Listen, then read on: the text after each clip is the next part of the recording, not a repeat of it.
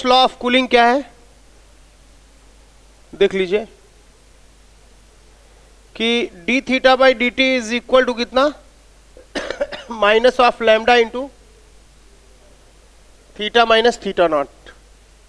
This is Newton's law of cooling. D theta by, इसके दो method है. एक तो एग्जैक्ट मेथड है और एक अप्रॉक्सीमेट मेथड है. अप्रॉक्सीमेट मेथड है, ठीक है. कहता है कि D theta by theta minus theta nought is equal to minus lambda D T.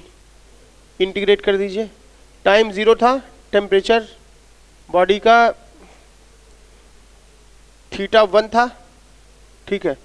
बाद में थीटा 2 हो गया. तो आप जब इसे इंटीग्रेट करिएगा तो log of theta 2 minus theta nought by theta 1 minus theta nought is equal to minus lambda T.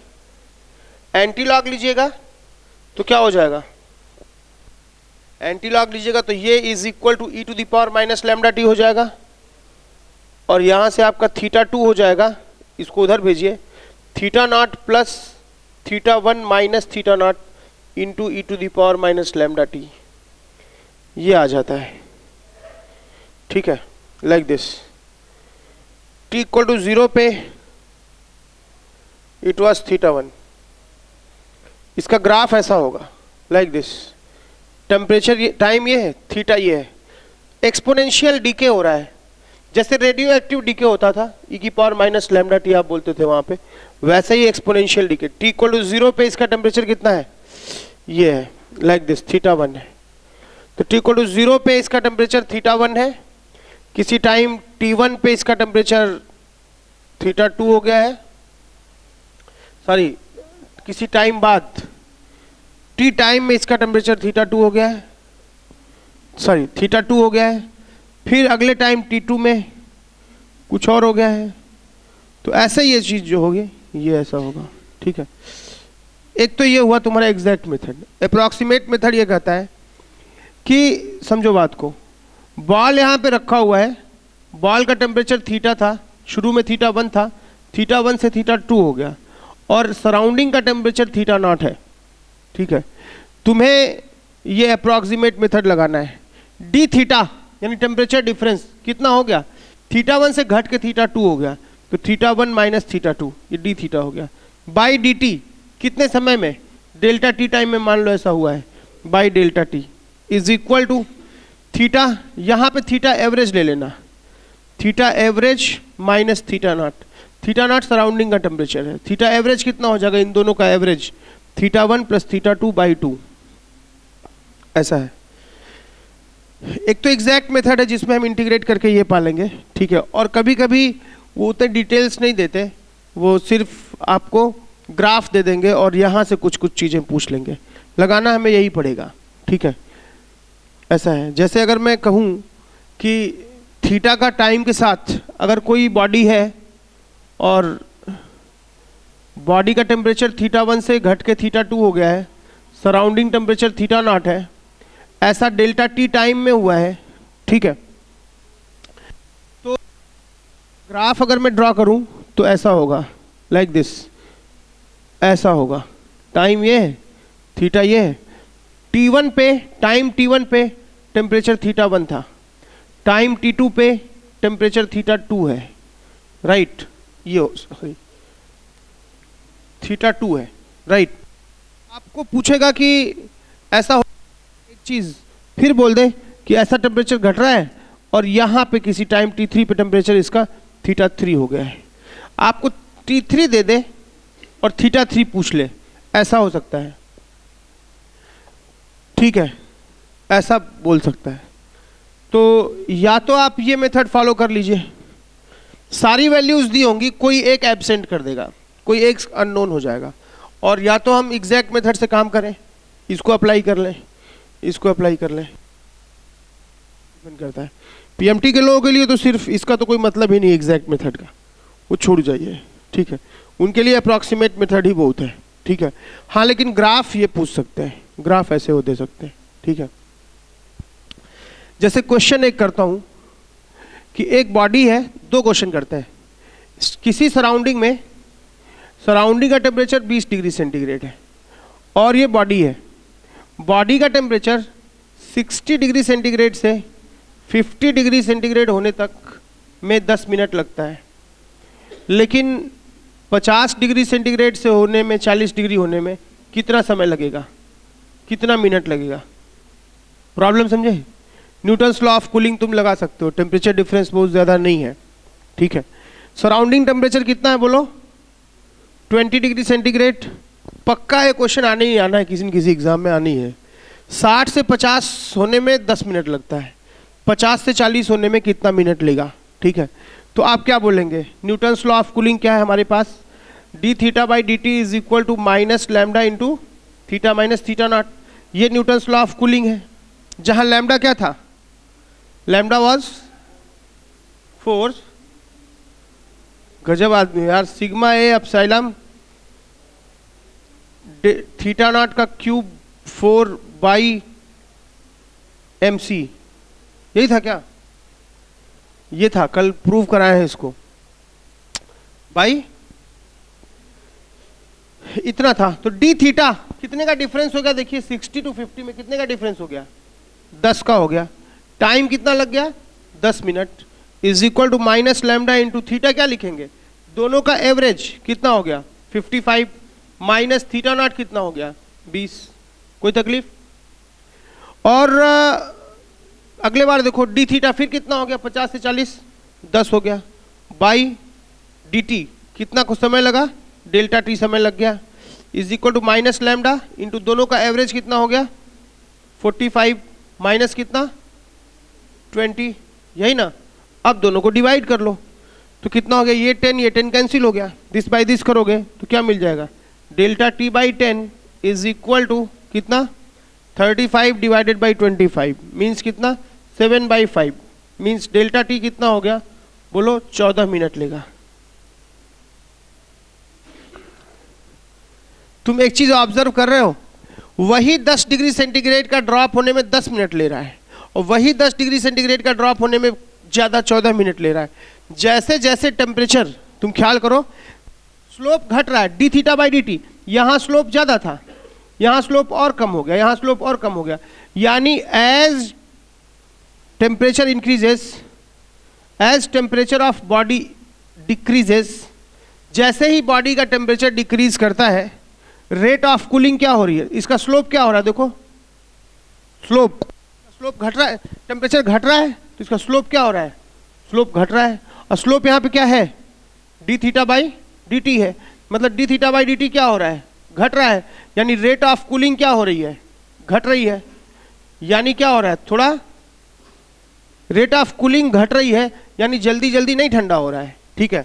Rate of cooling घट रही है, इसका मतलब ये हो गया। जैसे हम लोग पानी गर्म करते हैं नहाने के लिए, आप एक बकेट पानी गर्म किया आप, ठीक है, पानी एकदम गर्म है, फिर आपको लगता है कोई काम हो गया और आप 10 मिनट बाद नहाएंगे, तो क्या करिएगा? अगर पानी आप उसी गर्म हालत में छोड़ दीजिएगा, 10 मिनट में पानी ठंडा हो जाएगा, क्योंकि टेम्परेचर उसका ज़्यादा है। तो टेक्निक ये है कि उसे आप किसी टब में या किसी जो भी है आपके पास, दूसरी बाल्टी में आप मिला दीजिए पानी, ताकि उसका टेम्परेचर कम हो जाए। जब उसका टेम्परेचर कम हो जाएगा तो रेट ऑफ, उसका स्लोप कम हो गया ग्राफ का, है कि नहीं? तो रेट ऑफ कूलिंग कम हो जाएगी, वो पानी देर में ठंडा होगा। मेरी बात समझे? या पता चला आप इतना ज़्यादा पानी मिला देखो पहले ही ठंडा हो गया, ठंडा होने कोई ज़रूरत नहीं है अब, ठीक है। ये सबको तो नहाते ही नहीं होंगे, ये सब देखो दूर दूर का इन सबका रिश्ता ही नहीं पानी से कुछ। पानी अरे से ठंडा लगे, कोई और बात करिए। नेक्स्ट क्वेश्चन, यहां बात तुम मेरी समझे हो? थीटा घटने पे रेट ऑफ कूलिंग क्या हो रहा है? अरे बोलोगे? घट रहा है। क्यों घट रहा है? क्योंकि स्लोप घट रहा है, यानी थोड़ा ठंडा जल्दी नहीं होगा अब, ठीक है। नेक्स्ट प्रॉब्लम, मान लीजिए ऐसा कहता हूं, सेम प्रॉब्लम है सिमिलर, कि वही बॉडी है 20 डिग्री सेंटीग्रेड सराउंडिंग का टेम्परेचर है, इसको 60 डिग्री से सेंटीग्रेड से 50 डिग्री सेंटीग्रेड होने में 10 मिनट लगता है। Find temperature after next 10 minutes. अगले 10 मिनट बाद आप टेम्परेचर बताइए क्या करिएगा। अच्छा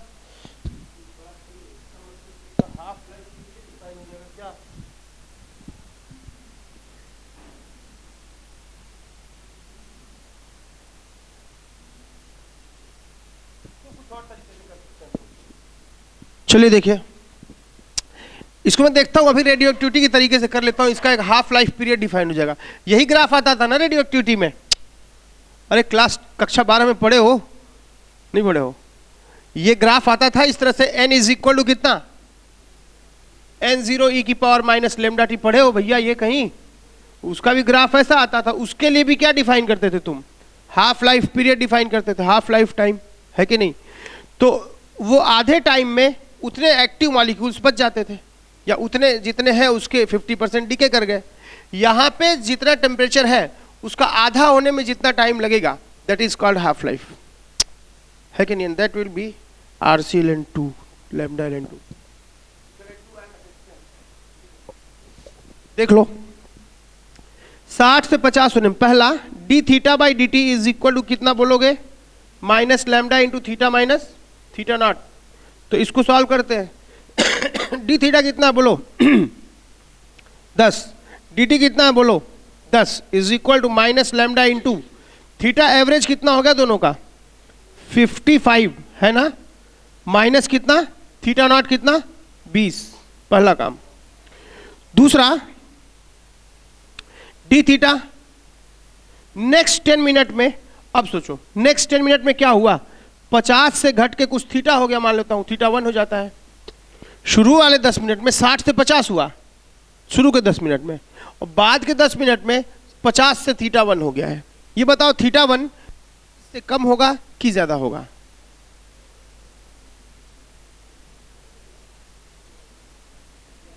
ज्यादा होगा। क्यों?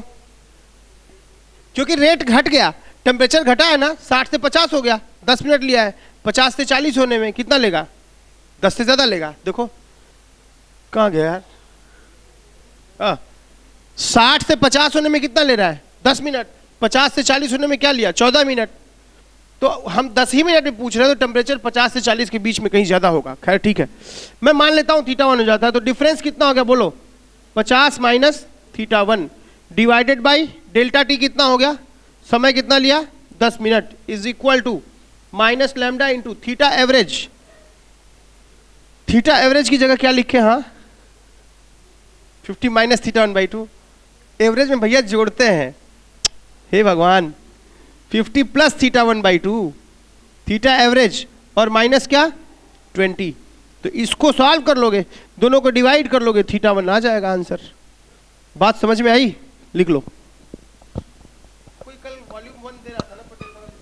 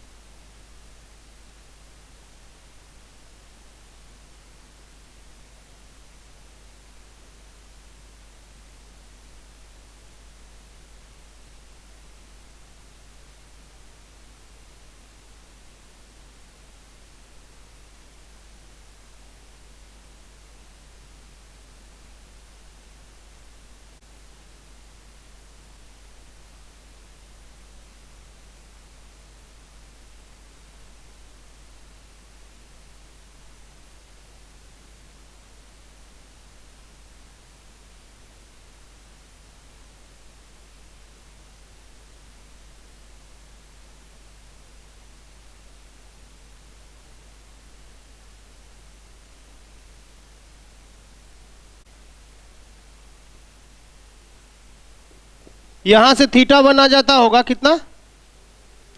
42.5 डिग्री सेंटीग्रेड। मतलब कि कहानी ऐसी है, देखो ऐसा हो गया, टाइम इधर ले लेता हूं और थीटा इधर ले लेता हूं। कितने सेकेंड पे बोलो? 60 से 50 हुआ 10 मिनट में। 60 से 50 हुआ है कितने मिनट में? 10 मिनट में। और अगले 10 मिनट में क्या हो गया है? बोलो कितना हो गया है? 42.5। ये है मतलब, समझ रहे हो बात को ना? 60 से 50 हुआ है 10 मिनट में और इससे इतना हो गया 10 मिनट में।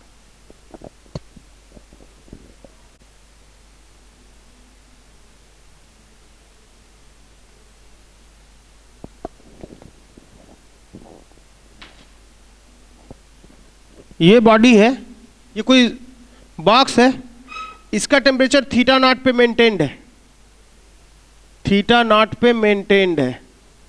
और ये जो है बॉल जो है वो थीटा 1 इसका टेम्परेचर है। मास इसका m है, स्पेसिफिक हीट कैपेसिटी s है, एरिया a है। थीटा 1 बड़ा है थीटा नॉट से, बॉडी का टेम्परेचर ज्यादा है सराउंडिंग से, ठीक है ना? तो दो घटना घटेगी, समझो बात को। प्रॉब्लम हो सकता है, पूछेगा कि यार थीटा 1 स्टीफन के नियम से वैसे भी कि कोई भी बॉडी क्या करेगी, आसपास तो एयर मॉलिक्यूल्स है ना, कोई भी बॉडी हीट लॉस करेगी किस माध्यम से? हीट रेडिएट करेगी, किस माध्यम से? रेडिएशन से। तो ये बॉडी कितना हीट करेगी? Sigma A epsilon theta 1 to the power 4, ये हीट इससे रेडिएट करेगी। और एयर मॉलिक्यूल से हीट गिरेगी इस पे, कितना बोलो? Sigma A epsilon theta nought की पावर 4 गिरेगी। अगर मैं तुम्हें 50 रुपया दूं या 2000 रुपया दूं और फिर ले लूं, तो तुम कितना पाए? 0 पाए। मैं 2000 दूं और 3000 ले लूं तो तुम कितना पाए? -1000 पाए। मैं 2000 दूं और 20 रुपया ले लूं तो कितना पाई तुम? खत्म हो गया कहानी इसका। ये सब बाजार में जाके ठगा के आएंगी सब, ये वो महंगाई बहुत बढ़ गई है कहेंगी सब। 2000 दूं और 100 ले लूं तो कितना बचा तुम्हारे पास? 19 बचा। तो यहां पे ये देता है ज्यादा और लेता है कम, तो इस बॉडी का टेम्परेचर क्या होगा? नेट हीट ये लूज कर रहा है कि गेन कर रहा है? नेट हीट लूज कर रहा है, बॉडी का टेम्परेचर कम होगा। और जो टेम्परेचर एक्सपोनेंशियली डिके करेगा, है ना, एक्सपोनेंशियली डिके करेगा। अब मामला यह है कि ये तब तक होता रहेगा, या समझो बात को, एक ऐसी हालत आ जाएगी अंत में जब इसका भी टेम्परेचर कितना हो जाए? Theta naught. जितनी हीट इसको देगा उतनी ये ले लेगा और बॉडी क्या रहेगी? इक्विलिब्रियम में रहेगी, थर्मल इक्विलिब्रियम में। यानी हीट ये लूज करता रहेगा। देखो दो बातें समझ लो। हीट रेडिएट करने का मतलब ये नहीं हुआ कि वो हीट लूज कर रहा है। जब बॉडी का टेम्परेचर थीटा नॉट पहुंच गया तब भी वो रेडिएट कर रहा है, लेकिन लूज नहीं कर रहा है क्योंकि उतना वो पा जा रहा है। जब भी हम लूज करने की बात देखेंगे या गेन की बात देखेंगे तो नेट हीट को देखेंगे। और जब रेडिएशन तो हमेशा होता रहेगा, वो केमिस्ट्री के डायनेमिक इक्विलिब्रियम जैसी चीज बन जाएगी। यहां पे मेरी आप बात समझ रहे हैं कि हीट रेडिएशन तो हमेशा होगा। हो सकता है बॉडी का टेम्परेचर कांस्टेंट हो जाए, फिर भी बॉडी हीट रेडिएट करती रहेगी, लेकिन हीट रेडिएट करेगी जितना उतना ही पा भी लेगी, उतनी रिसीव भी कर लेगी। इसलिए बॉडी का नेट टेम्परेचर क्या होगा? वो कांस्टेंट रहेगा। यहां पे क्या चीज है? बॉडी हीट रेडिएट कर रही है और पा भी रही है, लेकिन नेट हीट क्या कर रही है? लॉस कर रही है। इसलिए टेम्परेचर क्या होगा? घटेगा, और वो एक्सपोनेंशियली घटता है। दरअसल मैथ्स में जितने फंक्शन आप पढ़ते हैं, साइन एक्स कॉस एक्स और ई टू द पावर एक्स, सबसे कीमती साइन एक्स कॉस एक्स आपको पता है एसएचएम में यूज होता है। एक्स बराबर ए साइन ओमेगा टी, और डिफरेंशिएट करके सब वी और ए पाते हैं, आप ऐसे पाते हैं एसएचएम में। जबकि एक्सपोनेंशियल फंक्शन सबसे ज्यादा काम का है। ये कहां कहां यूज होता है बोलिए? ये यूज होता है आपका पॉपुलेशन ग्रोथ में। पॉपुलेशन जो ग्रो करती है बिना, जहां गवर्नमेंट ना हो वहां, ठीक है, उसी तरह से एक्सपोनेंशियली ग्रो करेगी, ठीक है। फिर आपका आरसी सर्किट में, फिर तुम्हारा फिर तो ये तुम्हारा एसी में भी यूज होता है, साइन एक्स कॉस एक्स, जहां भी I is equal to I naught sine omega t. तो जो मैथ्स के फंक्शंस मैथमेटिशियन लोग मॉडल बनाते हैं साइंस के पजल्स को सॉल्व करने के लिए, तो जैसे एसएचएम का चैप्टर हुआ चाहे एसी का चैप्टर हुआ, वो क्या हुआ, ट्रिग्नोमेट्री से हुआ। ई टू द पावर एक्स वाला होगा पॉपुलेशन ग्रोथ में, आरसी सर्किट में चार्ज किस तरह से बढ़ेगा, उस पर करंट किस तरह से बढ़ेगा, ये सब एक्सपोनेंशियल होगा। एलआर सर्किट ले लो, वहां भी ये सब होगा, ठीक है। फिर क्या करो कि तुम स्टोक्स ये रेडियो एक्टिविटी ले लो, n is equal to N zero E to the power minus lambda T, ये ले लो। तुम स्टोक्स लॉ ले लो, पढ़े होगे फ्लूइड में, विस्कोसिटी में, ठीक है, कि बॉल जो वो अंदर जाता है तो 6 पाई एफ विस्कस कितना होता है 6 पाई आर ईटा वी, वहाँ पे फिर यहाँ पे कहाँ पे न्यूटन्स लॉ ऑफ कूलिंग में। देख रहे हो सबसे ज़्यादा है ये फंक्शन, सबसे इंपॉर्टेंट है। और फिर बाजार में जो पैसे का हिसाब किताब चलता है, a is equal to p into 1 + 1 by r to the power n, पढ़े होगे तुम लोग, अरे कक्षा 10 में हम लोग पढ़े थे, चक्रवृद्धि ब्याज, ये है ये। तो देख रहे हो एक्सपोनेंशियल फंक्शन इतनी जगहों पे यूजफुल है, न्यूटन्स लॉ ऑफ कूलिंग में, रेडियो एक्टिविटी में, स्टोक्स लॉ में, एलआर सर्किट में, आरसी सर्किट में, पॉपुलेशन ग्रोथ में, कंपाउंड इंटरेस्ट में, विस्कोसिटी में, सारी जगहों पे। पूरी फिजिक्स को तुम ऐसे भी देख सकते हो। और ट्रिग्नोमेट्री कहाँ कहाँ यूज होती है, एसएचएम में और एसी में, और कहाँ पे स्नेल्स लॉ में यूज होती है ना, sine i sine r Snell's law में, एसएचएम में I is I naught sine omega t, और इसमें एसी में, ठीक है। तो इस बॉडी का हीट रेडिएशन तो होता ही रहेगा, चाहे उसका टेम्परेचर कांस्टेंट ही क्यों ना हो जाए, ठीक है। टेम्परेचर कांस्टेंट हो जाएगा, इसका मतलब ये हुआ कि वो जितनी हीट रिलीज कर रहा है उतनी पा रहा है, बात खत्म हो गई, ठीक है। यहाँ पे जितनी हीट रिलीज कर रहा है उससे कम ही पा रहा है, इसलिए नेट लॉस में है, ठीक है। और वो जो लॉस हो रहा है वो एक्सपोनेंशियली वेरी कर रहा है डिफरेंसेस के लिए, बड़े के लिए नहीं। बड़े के लिए क्या हो जाएगा, स्टीफेंस लॉ लगाएगा, जो कल बड़ा सा एक्सप्रेशन आया था, याद होगा, थीटा की पावर 4 माइनस ये सब, है कि नहीं। ये बताओ कोई चीज हीट फ्लो क्यों होती है, हीट फ्लो का कॉज क्या है, temperature difference. Whenever there is temperature difference there will be heat flow. कोई भी माध्यम हो, कंडक्शन हो, कन्वेक्शन हो, है कि नहीं, या फिर क्या बोलते हैं रेडिएशन हो। जैसे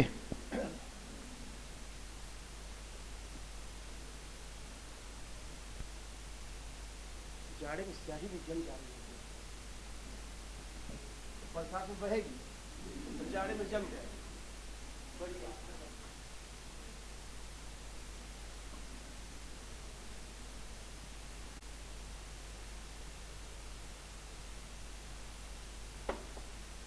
जैसे तुमने क्या किया कि एक गिलास में तुमने पानी ले लिया, या कोई सॉफ्ट ड्रिंक आप ले लेते हैं, पानी ले लेते हैं। तुम 3 तरह से काम करते हो। तुम क्या करते हो कि इसमें इस पानी को तुम ठंडा करना चाहते हो, ठीक है, और एक बार तुम गर्म करना चाहते हो, एक बार गर्मी का दिन एक बार जाड़े का दिन, कुछ ऐसा सोचना है। अगर मैं इसे ठंडा करना चाहता हूं, बर्फ डाल दिए, बर्फ तैरती रहेगी कुछ तो, और बर्फ को मैंने क्या किया कि स्पून से उसको दबा दिया नीचे एकदम, ये आइस है, स्पून से मैंने इसे नीचे दबा दिया, और यहां पे आइस क्या है, ऊपर तैर रही है, फ्लोट कर रही है, और यहां पे आइस को दबा दिया गया नीचे। एक बार मैंने हीटर ऐसे लगा दिया, ठीक है, इमर्शन रॉड, एक बार मैंने ऐसे लगा दिया। आपको पता है यहां आप क्या कर रहे हैं, कूलिंग की हीटिंग, कूलिंग कर रहे हैं, यहां आप क्या कर रहे हैं, हीटिंग कर रहे हैं। आप बताइए, आइस का टेम्परेचर कम है, वाटर का टेम्परेचर ज्यादा है कि नहीं। हीट फ्लो करेगी वाटर से, जब भी हीट गेन करेगा तो मेल्ट होगा, ठीक है। वो मेल्ट होगा तो मेल्ट होगा किसमें कन्वर्ट होगा, पानी में। वो जो पानी बनेगा वो पानी ठंडा होगा कि गर्म होगा, वो पानी ठंडा होगा कि गर्म होगा, ठंडा होगा ना। एक ये वाटर का टेम्परेचर, नीचे का वाटर 12 डिग्री सेंटीग्रेड मान लीजिए है, या 30 डिग्री सेंटीग्रेड है, ऊपर का वाटर कितने डिग्री सेंटीग्रेड पे, जो वाटर मेल्ट होगा, आइस से मेल्ट होगा, आइस से मेल्ट होने के बाद जो वाटर बनेगा वो कितने पे होगा, 0 डिग्री सेंटीग्रेड पे। और ये पूरा वाटर कितने पे था, 30 पे। जिसका टेम्परेचर कम होगा उसकी डेंसिटी ज्यादा होगी। नहीं समझे? Vt is equal to V nought into क्या 1 प्लस गामा डेल्टा टी पढ़े हैं आप, या density T is equal to rho nought into 1 minus gamma delta T पढ़े हैं आप। टेम्परेचर बढ़ने पे क्या होता है? डेंसिटी घटती है, यानी 30 डिग्री वाले की डेंसिटी कम है और 0 वाले की ज्यादा है। तो जो ज्यादा भारी चीज होगी वो नीचे आना, तो यहां के जो लिक्विड के मॉलिक्यूल्स होंगे वो क्या होंगे? नीचे आएंगे। नीचे आएंगे तो इसको जगह खाली करनी पड़ेगी, तो एक तरह से पूरी हलचल पैदा हो गई। ऊपर की चीज नीचे आ रही है, नीचे की चीज ऊपर जा रही है, और सारे पानी के मॉलिक्यूल्स को एक बार आइस में कन्वर्ट होने का मौका मिल रहा है और तेजी से ठंडक होगा, तेजी से फ्लो हो जाएगा, एक है कि नहीं? यहां क्या हो रहा है कि जो पानी 0 डिग्री सेंटीग्रेड पे था वो ठंडा था ही, वो ठंडा हुआ, ठीक है, और वो भारी था ही और भारी रही गया नीचे। कोई फ्लो हो पाया क्या यहां पे? वो पहले से ही वो नीचे है, ठीक है कि नहीं? कोई करंट बन पाई क्या? यहां तो करंट बन गई। करंट यानी इलेक्ट्रिकल करंट नहीं, एक धारा, फ्लो, एक फ्लो बन गया, मॉलिक्यूल्स का आना जाना लगा है। भारी वाले नीचे आ रहे हैं, हल्के वाले ऊपर जा रहे हैं, ठीक है। यहां भारी वाला पहले से ही नीचे है, और इसलिए यहां पे जो हीटिंग कूलिंग होगी वो कंडक्शन से होगी। किस प्रोसेस से होगी? कंडक्शन से। जैसे कि यहां पे आप एक रॉड लगा दीजिए, रॉड है, यहां मान लो कोई सोया हुआ है, और तुम क्या, ये मेटालिक रॉड है, ठीक है, और तुम यहां पे हीट करो, है कि नहीं? उसको पता चलेगा कि नहीं पता चलेगा? चल जाएगा यार थोड़ी देर में। होगा क्या, होता क्या है? देखिए, होता यह है, मॉलिक्यूल्स को हीट किया आपने, मतलब रॉड को हीट किया, मॉलिक्यूल्स वाइब्रेट करने लगेंगे, ज्यादा वाइब्रेशनल एनर्जी बढ़ जाएगी उनकी। गैस का तो रोटेशनल एनर्जी था, ट्रांसलेशनल एनर्जी था, वहां मॉलिक्यूल्स जो है इस तरह से बंधे हुए हैं, स्प्रिंग जैसे, ऐसे बंधे हुए हैं, वो स्प्रिंग की तरह बंधे हुए हैं, बंधे हैं ना ऐसे। तो वो बस जो भी आप हीट करिएगा तो उससे इनकी वाइब्रेशनल एनर्जी बढ़ जाएगी, तो वाइब्रेशनल एनर्जी बढ़ जाएगी, उनके एम्पलीट्यूड बढ़ जाएगा उनके वाइब्रेशन का। तो ये इसको धक्का देगा तो उसको धक्का देगा, तो उसको धक्का देगा, ये इसको धक्का देगा, इसको धक्का देगा, और ये इसको धक्का देगा, है कि नहीं? तो कहने का मतलब ये है कि आप टेम्परेचर देते हैं तो मॉलिक्यूल्स का वाइब्रेशनल एनर्जी सॉलिड के केस में वो बढ़ जाता है। वाइब्रेशनल एनर्जी बढ़ेगा, इसका एम्पलीट्यूड बढ़ेगा, और ये इसको धक्का देते देते, तो ये वाइस वर्सा है। आप टेम्परेचर देते हैं, वाइब्रेशनल एनर्जी बढ़ती है, और एनर्जी बढ़ती है इसलिए टेम्परेचर बढ़ जाता है। तो इस एंड पे टेम्परेचर क्यों बढ़ा, सॉरी वाइब्रेशनल एनर्जी क्यों बढ़ी? हीट देने के कारण। और यहाँ टेम्परेचर क्यों बढ़ा? वाइब्रेशन के कारण। मेरी आप बात समझे? ऐसा है। तो यहां पे जो हीट फ्लो हो रहा है वो किस वाले माध्यम से हो रहा है? कंडक्शन से हो रहा है। ठीक ऐसे ही जैसे यहां कंडक्शन से हीटिंग हो रही है, यहां पे क्या कूलिंग हो रही है? कंडक्शन से। और यहां किससे हो रहा है? कन्वेक्शन से हो रहा है, क्योंकि यहां फ्लो कर गई हवा, ऐसे ही बहती है। हवा जो बहती है हमारे, ये कैसे बहती है? कन्वेक्शन से। ठंडी हवा नीचे आती है और गर्म हवा ऊपर जाती है, या ठंडी हवा एक जगह से और दूसरी जगह है और वहां पे प्रेशर डिफरेंस पैदा होता है और एयर फ्लो करती है, ठीक है, विंड ब्लो करती है। आप बोलिएगा हीटिंग में क्या होगा? यहां का पानी गर्म हो गया, गर्म हो गया, ठीक है। अच्छा, गर्म होगा तो इसकी डेंसिटी क्या हो जाएगी? कम हो जाएगी। तो ये नीचे जाना चाहेगा कि ऊपर? ये ऊपर जाना चाहेगा, और भारी वाला नीचे आना चाहेगा। तो यहां हीटिंग कैसे हो रही है? कन्वेक्शन से हो रही है कि नहीं? और यहां तो गर्म करोगे तो ऊपर वाला ऊपर ही रह जाएगा। तो यहां हीटिंग कैसे हो रही है? कंडक्शन से हो रही है। हमेशा कौन सा प्रोसेस ज्यादा तेज होगा? कन्वेक्शन, क्योंकि वहां फ्लो है, हर मॉलिक्यूल्स को मौका मिल पा रहा है। इसलिए हमें अगर कूलिंग करनी है तो आइस को ऊपर ही रखना चाहिए ताकि कन्वेक्शन से हो सके। कौन जल्दी कूल हो पाएगा पानी? ये वाला कि ये वाला? ये जल्दी कूल हो पाएगा, ये नहीं। कौन जल्दी गर्म हो पाएगा? ये वाला कि ये वाला? ये वाला।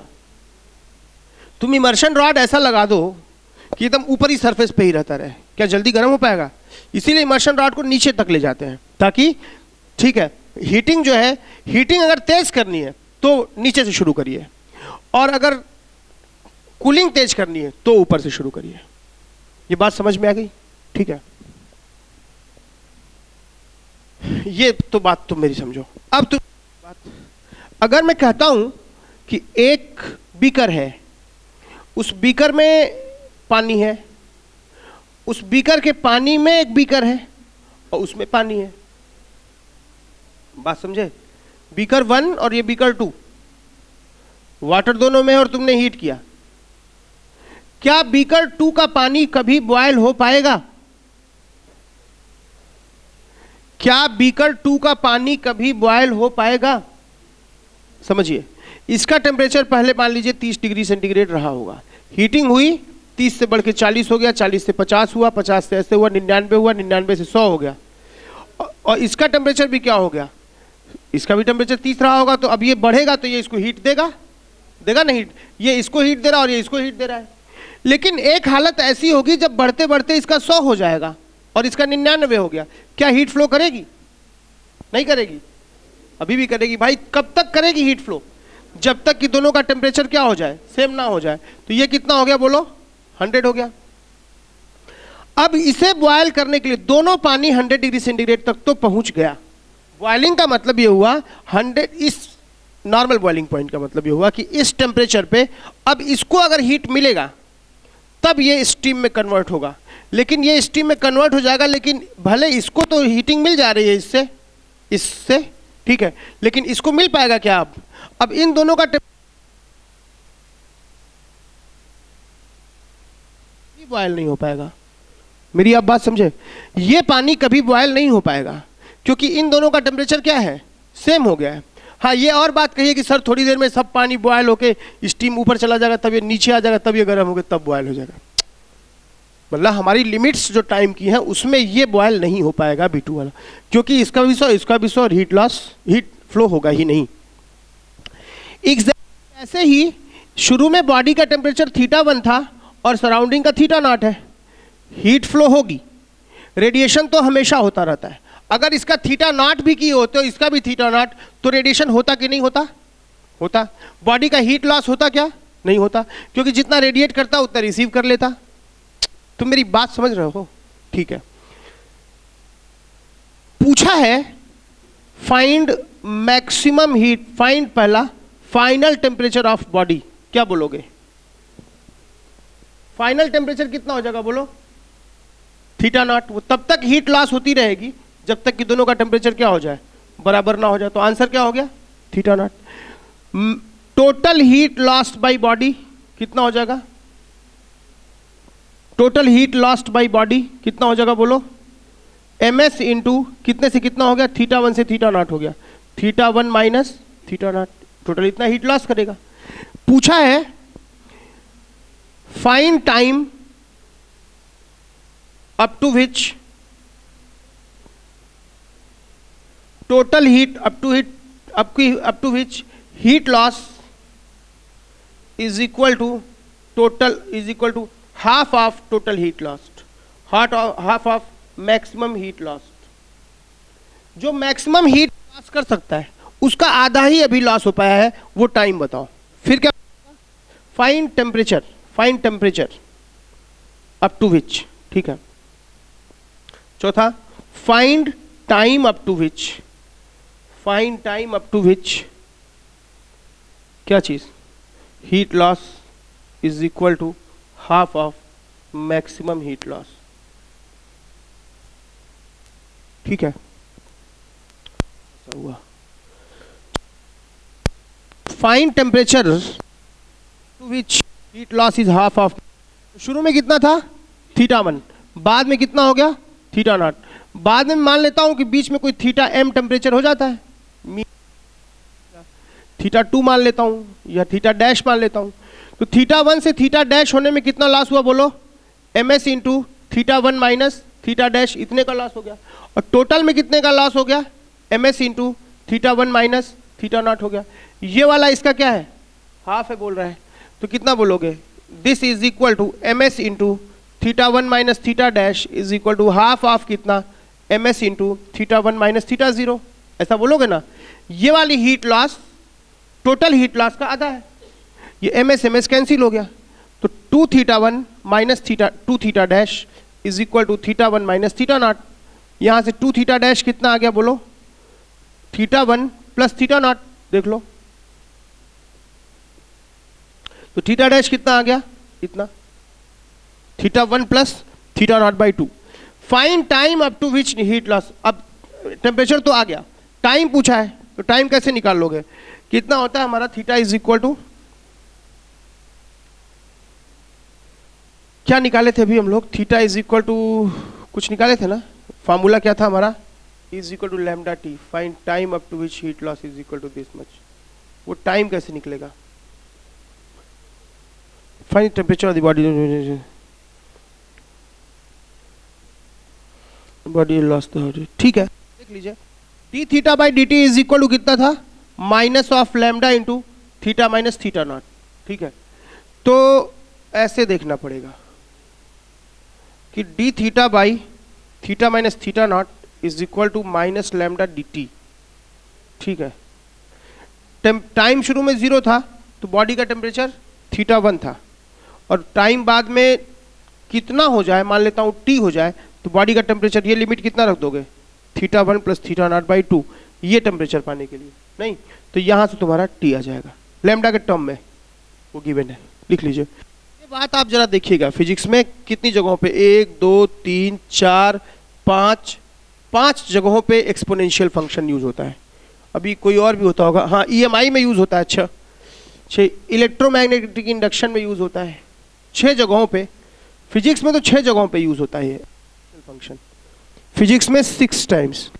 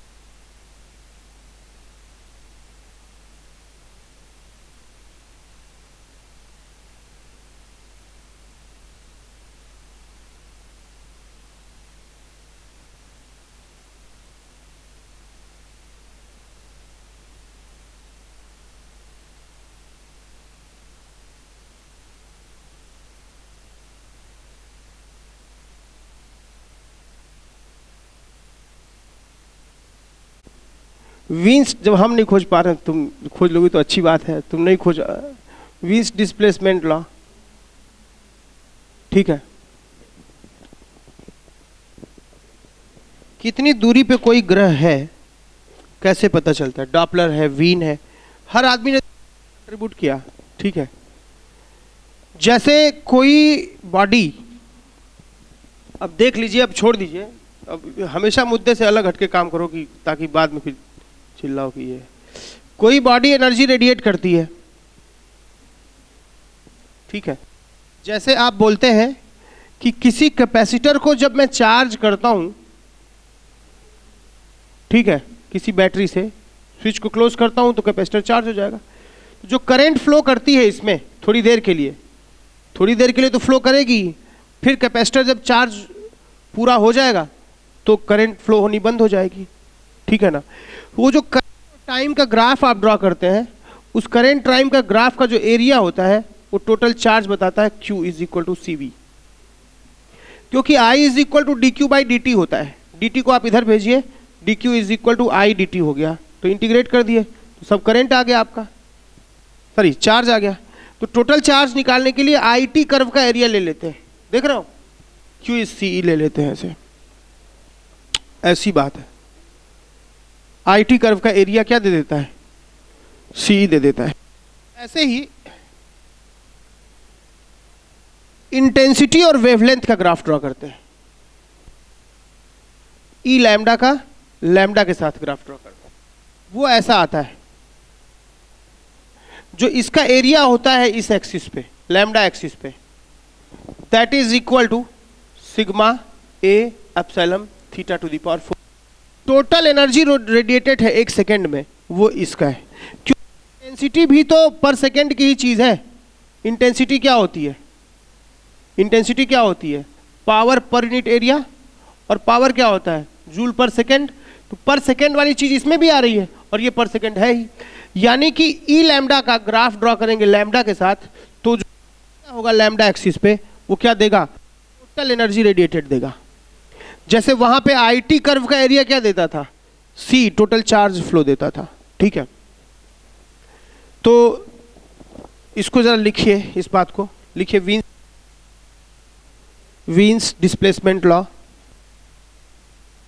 Wien's displacement law. A black body radiates all wavelengths. A black body radiates all wavelengths and these radiations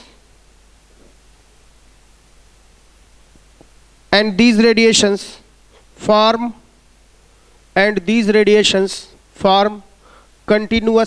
spectrum, and these radiations form continuous spectrum.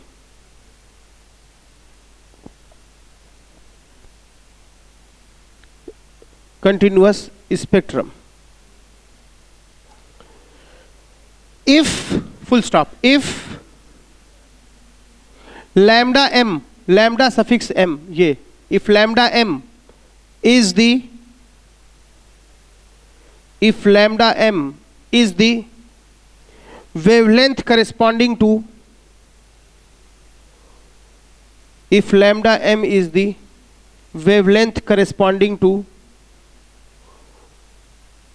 maximum spectral radiancy, maximum spectral radiancy नाम देते हैं, emitted at temperature T Kelvin,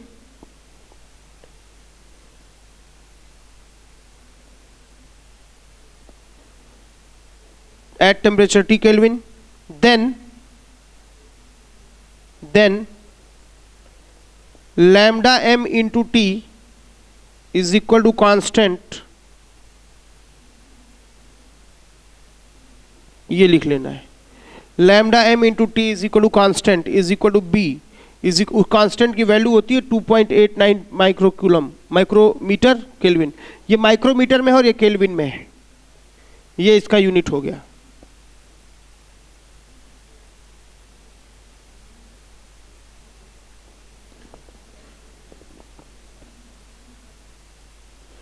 E lambda है intensity of radiations, या इसे बोलते हैं आप emissive power, emissive power इसको बोलते हैं। अब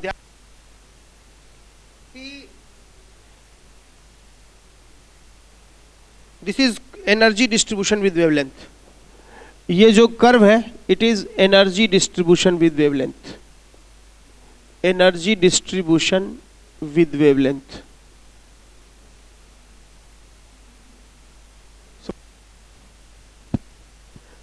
of a black body, of A black body. ठीक है, कोई भी ब्लैक बॉडी है वो सारी वेवलेंथ एमिट करती है, सारी। ठीक है, छोटे से लेके बड़ी। ठीक है, और आपको पता है energy is equal to H C by lambda, आप पढ़े होंगे। ठीक है, लैम्डा कम होगा तो एनर्जी क्या होगी, ज्यादा होगी। तो लेकिन ये वो बात नहीं कर रहा है, ये कह रहा है कि उस वेवलेंथ के करेस्पॉन्डिंग एनर्जी की बात नहीं कर रहा है। जैसे मेरे पास 100 रुपए है,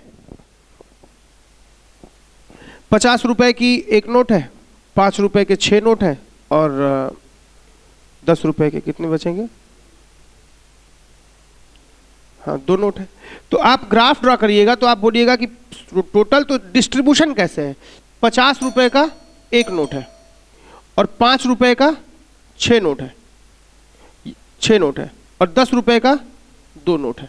तो आप क्या बोलिएगा कि किसकी इंटेंसिटी ज्यादा, कौन ज्यादा संख्या में है।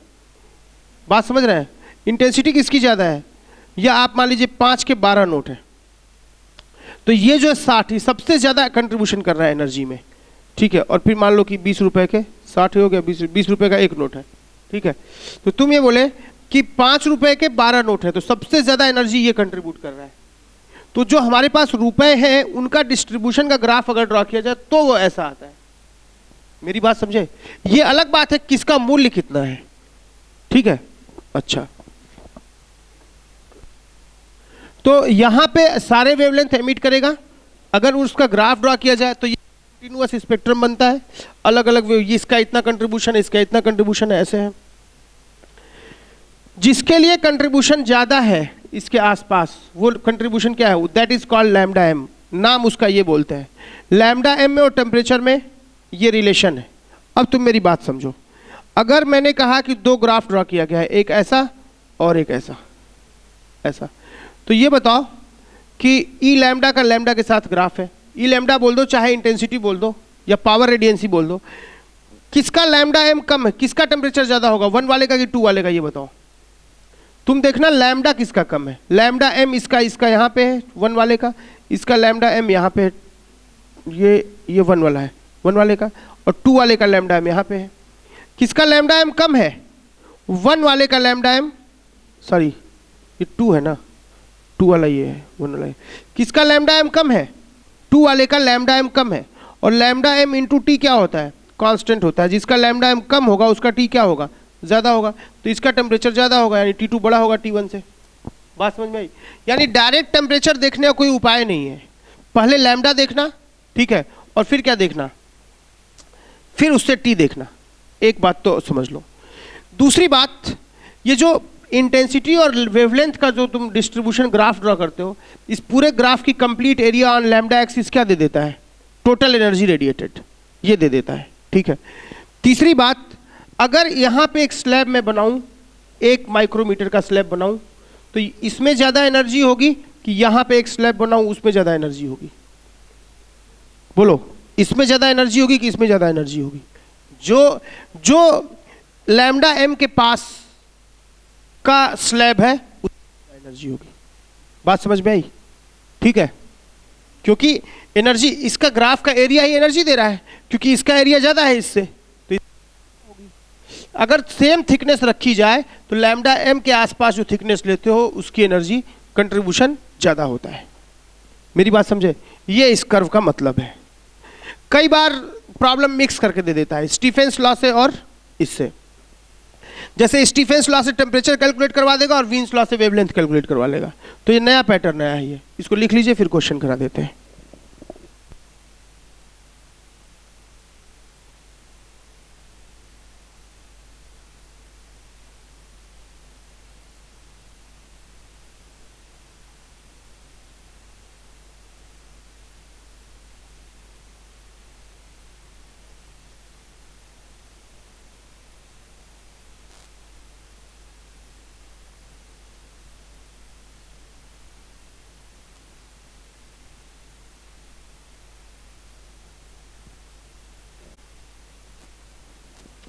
The intensity of radiation emitted by the sun has its maximum value at the wavelength of 510 nanometer, and that emitted by the north star has the maximum value at 3.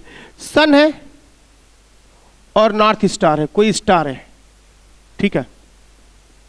इसके लिए लैम्डा एम की value दे रहा है 510 nanometre, और star के लिए दे रहा है नैनोमीटर, इसकी वैल्यू 350 नैनोमीटर।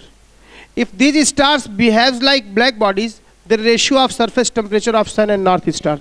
तो पूछा है सन है और नॉर्थ स्टार है, दो तारे हैं, इसका जो लैम्डा एम है वो इतना है, इसका लैम्डा एम इतना है, मैक्सिमम वैल्यू एट वेवलेंथ इतना, मतलब इसकी इंटेंसिटी कब मैक्सिमा है, इस वेवलेंथ पे, इससे इंटेंसिटी कब मैक्सिमा है, इस वेवलेंथ पे, मतलब लैम्डा वो वेवलेंथ है जिसके लिए इंटेंसिटी मैक्सिमम होती है, ठीक है।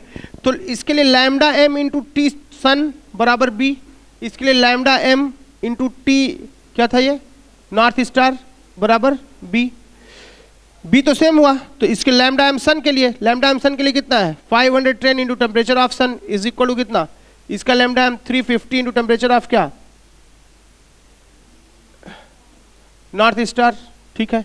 नॉर्थ स्टार कितना आ गया, यहां से आ जाएगा, रेशियो आ जाएगा, तो कितना आ गया T sun by T North Star, कितना आ जाएगा बोलो 35/51, आंसर है कि नहीं, ठीक है। नेक्स्ट देख लीजिए, क्वेश्चन ये दे रहा है कि ये IIT 98 का प्रॉब्लम है। A black body is at a temperature of 2880 kelvin, एक बॉडी है 2880 केल्विन पे है। The energy of radiation emitted by this object with wavelength between 492, ये बोल रहा है कि जो अगर मैं इसका ग्राफ ड्रॉ करूं तो 499 से 500 नैनोमीटर तक जो एनर्जी है वो U1 है, और 999 से 1000 नैनोमीटर तक जो एनर्जी है वो U2 है, ठीक है। और 1499 से 1500 नैनोमीटर तक जो एनर्जी है वो U3 है, ठीक है। अच्छा, वीन्स कांस्टेंट की वैल्यू दे रखी है 2.88 इंटू 10⁶ नैनोमीटर केल्विन। अच्छा, देन U1 कितना होगा, U1 0 है क्या, U3 0 है क्या, U1 बड़ा है U2 से, U2 बड़ा है U1 से, ये पूछा है। बहुत सिंपल प्रॉब्लम है।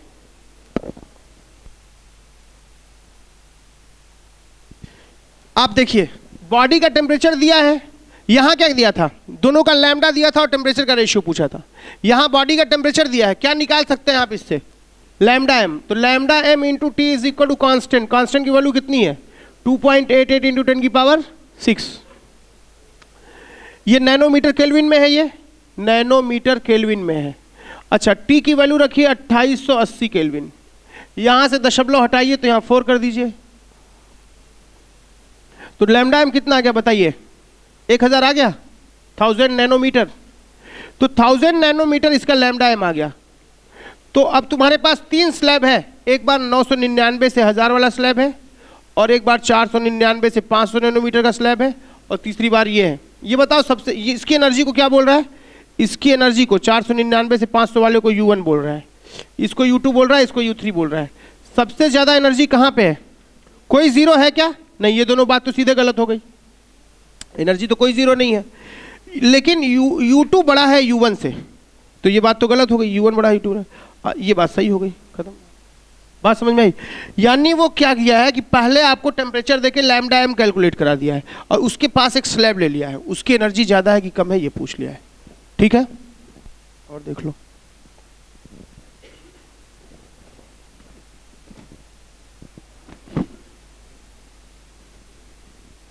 क्वेश्चन दे दीजिए, IIT 2000 में है, तो ठीक है, वो ऐसा आता है, एक ऐसा आता है, एक ऐसा आता है, और एक ऐसा आता है।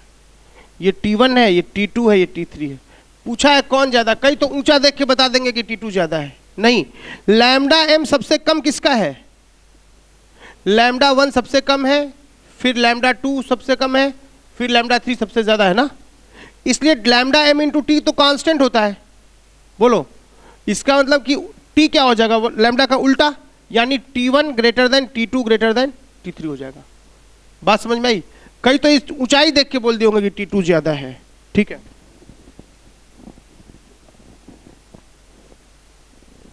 एक क्वेश्चन है IIT 2003 में आया, कि टेम्परेचर का ग्राफ है एक्स के साथ, टेम्परेचर का ग्राफ टाइम के साथ है। ग्राफ ऐसा है, एक ग्राफ ऐसा है, एक ग्राफ ऐसा है, ये एक्स है, ये वाई है। The graph shown in the diagram represents the variation of temperature of the bodies X and Y having same. ये रेडिएशन का प्रॉब्लम, रेडिएशन में बोल रहा है दो बॉडी है, एक्स और वाई है, एक्स और वाई का ग्राफ है, टेम्परेचर का टाइम के साथ ग्राफ ड्रॉ किया है, ठीक है। Variation of temperature of bodies, तो ये किस तरह कूलिंग होती है बोलो? D theta by D T is equal to कितना पढ़े थे? सिग्मा ए एप्सिलॉन इंटू कितना? थीटा की पावर 4 माइनस थीटा नॉट की पावर 4 बाई क्या? M C. ये होता था क्या? ये होता था ना, ठीक है। सेम सरफेस एरिया है उनका, find the correct relation between emissivity and एब्जॉर्बिविटी। Same surface area है, आइडेंटिकल बॉडीज हैं,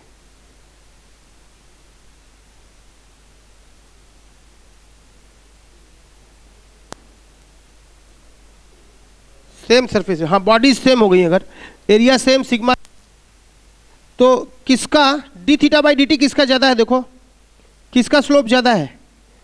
इसका। ये यहाँ ड्रॉ करो, सेम टाइम इसका स्लोप ड्रॉ करो, देखो सेम टाइम पे, और यहाँ पे इसका ड्रॉ करो, किसका स्लोप ज्यादा है? इसका स्लोप ज्यादा है, इसका स्लोप कम है, तो D theta by D T जिसका ज्यादा होगा उसकी एमिसिविटी ज्यादा होगी। किसका ज्यादा है? एक्स वाले का, तो एमिसिविटी एक्स वाले की ज्यादा हो गई। और तुम पढ़े हो कि जिसका एमिसिविटी जो अच्छा एमिटर होता है वो अच्छा एब्जॉर्बर भी होता है, इसलिए उसका क्या हो जाएगा? ए एक्स भी, एब्जॉर्प्शन कोफिशिएंट भी ज्यादा होगा ए वाई से। देख लो, जिसका डी होगा उसका एप्सिलॉन ज्यादा होगा इस स्लोप से, और जिसका एप्सिलॉन ज्यादा होगा मतलब एमिसिविटी ज्यादा होगी उसका एब्जॉर्बिविटी ज्यादा होगी। ई x greater than A Y and x 35 का सी आना चाहिए।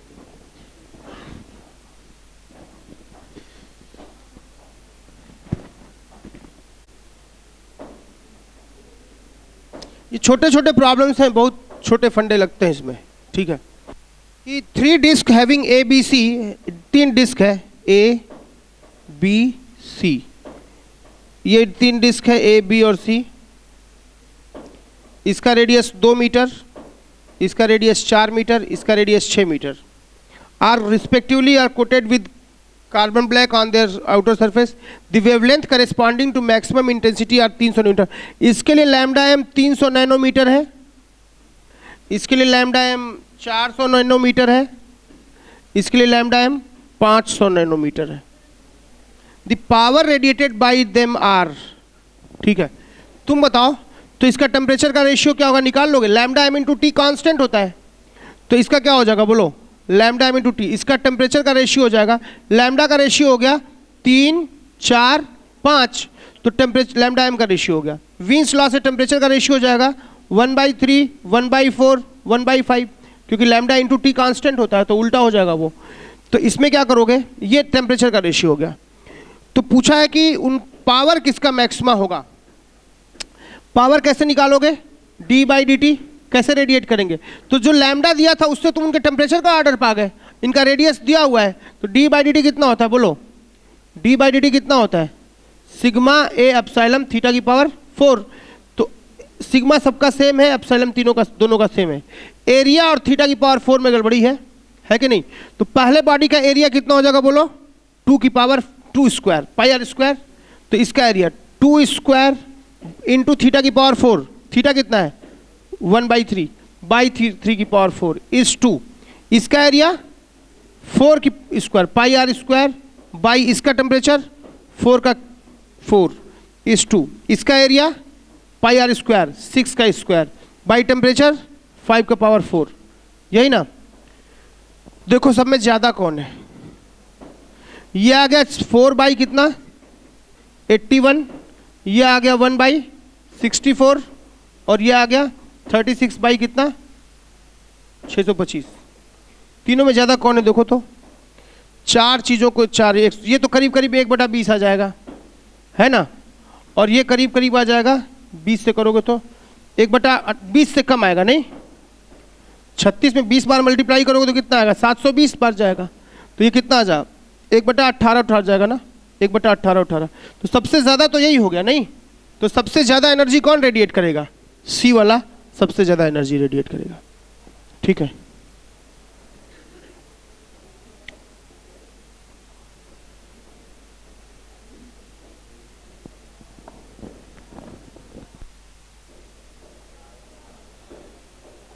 तुम बात को समझे हो? दोनों लगा दिया है।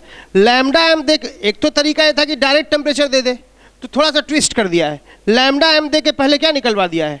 टी निकलवा दिया, और रेडियस दे रखा है, और फिर रेट ऑफ एनर्जी रेडिएटेड पूछ लिया है। तो क्या करोगे? सिग्मा है एप्सिलॉन टी की पावर 4, एरिया में पाई आर स्क्वायर है, तो बेसिकली वो जो पावर होगा वो radius square by radius square into temperature की पावर 4 होगा। रेडियस कहाँ से पाए? दिया हुआ है। टेम्परेचर कहाँ से पाए? लैम्डा के रेशियो से पा गए, है कि नहीं? यहां से वी लिख लो। कहाँ पे? अच्छा 16 हो जाएगा। अच्छा हाँ, ये 16 हो जाएगा ना। तो कितना आ जाएगा? अब इसका देखो कितना, इन दोनों में कौन ज्यादा है? ये 16 से मल्टीप्लाई करो, 16 से 96, 16 48 और 9 576, ये तो इतना आ जाएगा। यानी ये 16 से ज्यादा जाएगा नहीं? ये 16 से ज्यादा जाएगा, 1/18 आएगा। तो सबसे ज्यादा तो ये वाला हो गया, तो बी वाला सबसे ज्यादा करेगा। बी वाला सबसे ज्यादा करेगा, क्योंकि ये 1/18 हो जाएगा, ये 1/16 हो जाएगा। ठीक ना? बात समझ में आई?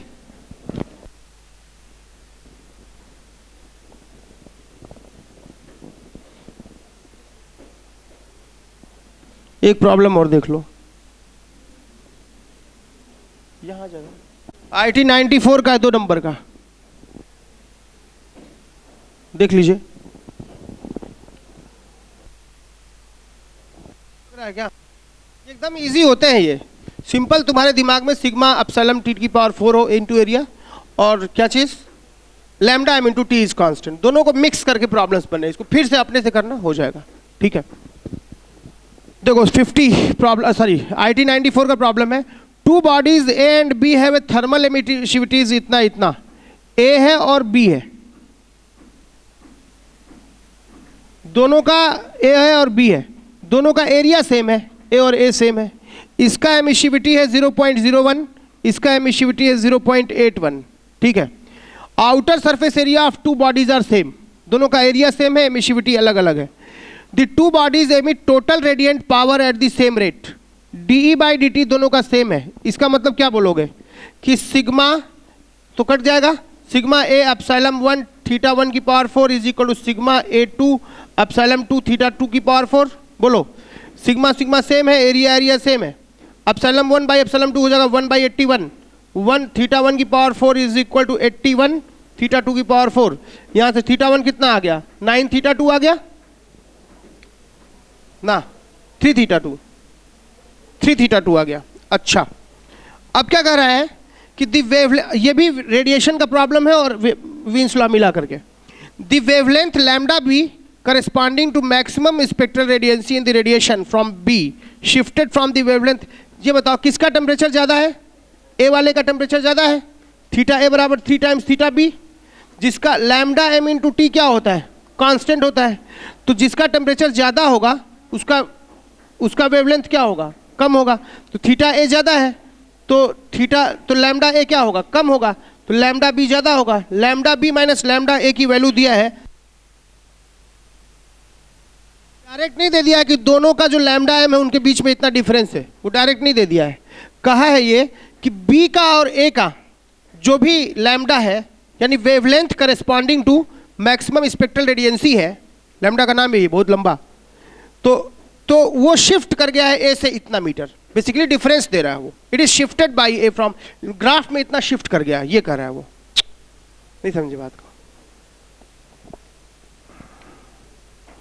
If the temperature of a is 5802 kelvin, a का टेम्परेचर दिया है 5802 केल्विन, तो क्या, तो बी का कितना निकाल लोगे? बोलो, थीटा बी कितना आ जाएगा? डिवाइड करो 1934 केल्विन, थीटा बी तो इतना आ गया। अच्छा, फिर पूछा है लैम्डा बी कितना आ जाएगा? थीटा बी पूछा है इस प्रॉब्लम में, तो ये तो यही आ गया, एक ऑप्शन तो ये हो गया। लैम्डा बी पूछ लिया है, लैम्डा बी। अच्छा, वीन्स कांस्टेंट की वैल्यू हमें पता होनी चाहिए। तो लैम्डा एम इंटू टी बराबर वीन्स कांस्टेंट 2.88 माइक्रोमीटर केल्विन, ये होता था ना, ठीक है। तो लैम्डा बी की जगह हम क्या लिख दें, 2.88 by T, 2.88 by T. T कितना है लैम्डा बी का, 1934। माइक्रो माइक्रो माइक्रो कैंसिल हो जाएगा, माइनस लैम्डा ए। लैम्डा ए गिवन है क्या, अच्छा नहीं डायरेक्ट निकल जाएगा, फिर जरूरत क्या है इसकी। अच्छा, हम इस वैल्यू के बिना काम कर लेना, हो तो गया, ठीक है। Lambda a into t a theta a बराबर lambda b into theta b नहीं हो जाएगा, इससे काम चल जाएगा। तो lambda a by lambda b कितना आ गया बोलो, थीटा बी बाई थीटा है, और थीटा बी बाई थीटा है कितना है, 1/3। तो हम इस इक्वेशन को और इस इक्वेशन को सॉल्व कर लेंगे तो काम हो जाएगा, वीन्स कांस्टेंट की जरूरत नहीं पड़ेगी। नहीं समझे, लैम्डा इससे आ जाएगा ना, लैम्डा बाई लैम्डा, और यहां से इसको कर लोगे, ठीक है, मिल गया क्या?